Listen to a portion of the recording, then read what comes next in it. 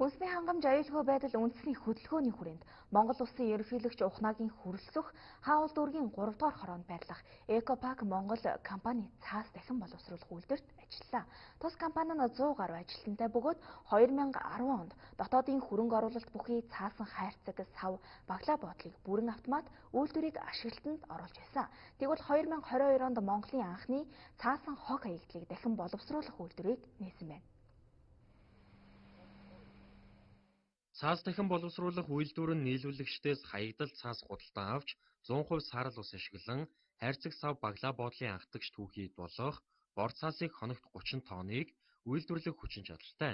Харин үндсэн үйлдвэр нь жилд дунджаар 25.2 сая ширхэг цаасан хайрцаг үйлдвэрлэх хүчин чадалтай өмнө нь нийт төрлийн бүтээгдэхүүнийг Монгол улс импортоор авдаг байсныг орлож чадсанаар хоногт 70-80 мянган ширхэг цаасан хайрцаг үйлдвэрлэж байгаа юм а. Жижиг томгоо худалдааны төвүүдээр яваад цуглуулж ирээд нийлүүлж байна. Хаягдлаа нийлүүлэх гэсэн ийм хүмүүс бол нэлээд нэмэгдэж байна. Одоо сүүлийн үед бол их эрчимтэй байна. Нэг саяхан ингээд сүүлийн 14-5 хоногийн юугаар үзэхэд бол 14 хоногт 200 гаруй тонн хаягдал цаас цугларсан байж байна. Хаягдал цаасыг дахин боловсруулснаар 1 тонн цаас шатаахад ялгарах 750 кг нүүрс гिचлийн хийнээс сэргийлж 26.5 мянган литр ус хэмнэн хогийн цэгт дарж устгах талбайн хэмжээг багасгадаг давуу талтай.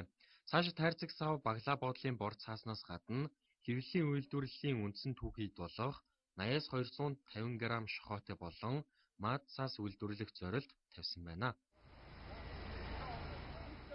Бага хүйтээ урт хугацаатай зээл бидэд хэрэгтэй байна гэж маш олон үйлдвэрлэгч нар одоо санд хэлсэн. Тэний дагуу одоо энэ бага хүйтээ урт хугацаатай зээл нь олох гэж байна. Дээрээс нь бас энэ үйлдвэрлэгч нар болохоор булсан хүчнийх нь асуудал маш хүнд байна. Дээрээс нь одоо төр бодлогоор борлуулалтаар дэмжмээр байна гэдэг энэ хид хідэн гол асуудлуудыг тавиад байгаа. Тэр асуудлуудыг үе шаттай шийдээд явж байгаа энэ уулзалтын хүрээнд.